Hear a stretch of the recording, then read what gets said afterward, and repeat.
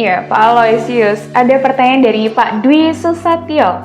Biaya legal apa saja yang muncul saat membeli rumah second dan surat-surat apa saja nih yang perlu diperhatikan dari pihak penjual? Ya, untuk yang ini saya kasih kesempatan kamu yang jawab. Oke, lihat kamera. Nanti saya tambahin. Iya.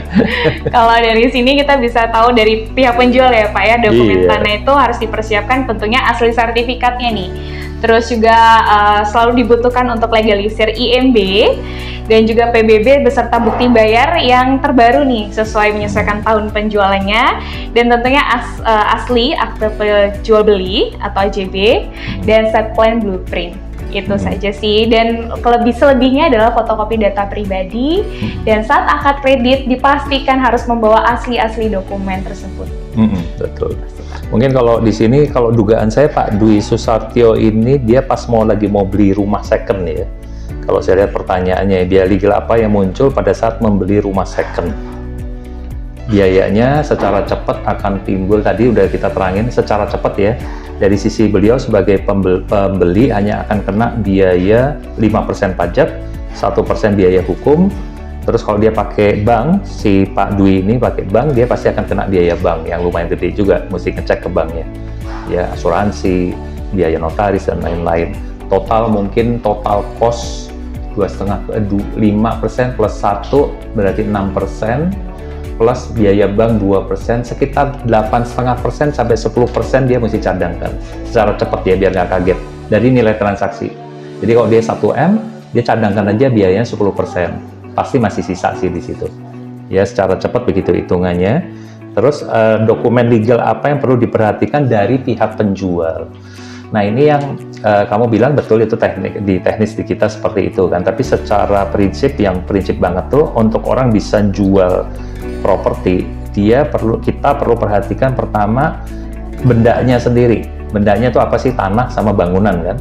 Nah, surat-surat yang membuktikan mengenai tanah itu apa, membuktikan mengenai bangunan apa, kemudian setelah surat-surat tanah dan bangunan, mengenai surat-surat kepemilikan. Siapa yang punya itu, dan yang punya itu, si penjual itu, apakah benar pemilik, atau pemilik itu bersama-sama dengan suami istri, atau ahli waris, atau dimiliki oleh teman-teman bareng.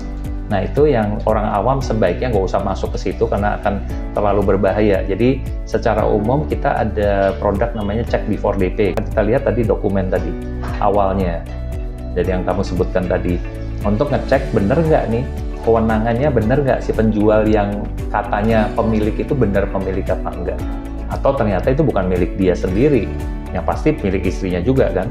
Jadi kalau DP-nya dikasih ke dia, belum tentu istrinya setuju. Atau pada waktu kita ngasih DP, ternyata dokumen lain nggak lengkap, ternyata IMB-nya nggak lengkap, atau tanahnya nggak cocok dengan sertifikat, atau pada waktu cek sertifikat ke kantor tanah ternyata ada sengketa. Jadi ngapain pusing sampai ke detail itu sendiri, yang penting kalau dalam kita orang bisnis kan yang penting who, bukan how. How-nya kita perlu tahu sedikit, cara beli tanah kayak apa sih, yang betul prosesnya kayak apa, tapi who-nya lebih penting. Sebenarnya siapa yang bisa bantu saya sebagai seorang calon investor atau beli properti, yang bisa paling bantu saya untuk beli. Kalau dari sisi nyari propertinya, tentu yang paling bisa banyak bantu adalah property agent daerah setempat. Kalau itu rumah secondary, kalau rumah baru ya belanja aja ke sales. Kalau who yang tepat untuk ngecek dokumen, nggak ada lain ya notaris harusnya. Jadi notaris itu bukan agennya ya, karena agen kan tugasnya jualan. Tapi kalau notaris kan dia who yang tepat untuk membantu dia memprotek dia punya interest, karena notaris dia pihak yang netral. Dan dia tiap hari urusannya sama transaksi jual beli tanah untuk daerah-daerah setempat. Sehingga kalau saya sebagai pembeli, ngapain pusing sendiri? Udah, nomor satu, saya tahu memang ada risiko besar untuk urusan tanah.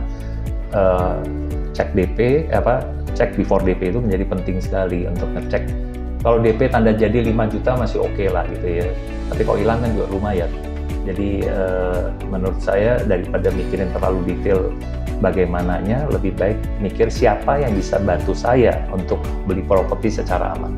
Jadi saya ringkasnya adalah tadi, untuk dari sisi angka-angka rupiah, pantas apa enggak harganya, dari sisi harga properti itu pantas, itu sales yang tahu, sales atau agent, dan juga dia bisa bandingin sendiri. Dari sisi hukum, profesi notaris yang bisa bantu.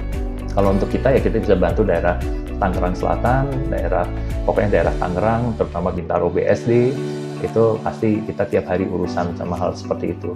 Karena tiap kantor tanah itu kan beda. Setiap kantor tanah, setiap kantor pajak di setiap kabupaten di Indonesia, ada 520-an itu, ada variasinya masing-masing. Dan itu kan kita tahu kan sering berubah ya. Kebijakannya. Iya, kebijakannya sebentar yang bilang beginilah, sebentar bilang gitu, yang ya tiap daerah ada keunikannya. Makanya kita sarankan begitu ada problem, mau beli, ya jangan bayar kebanyakan dulu sebelum cek ke notaris tempat. Bukan cek ke agent loh ya, atau cek ke salesnya developer ya, tentu semua dibilang bagus-bagus aja kan. Gitu, jadi tetap kalau mau aman, kalau saya sih lebih senang sarankan ke notaris gitu, ke profesi kita ya. Itu, pasti.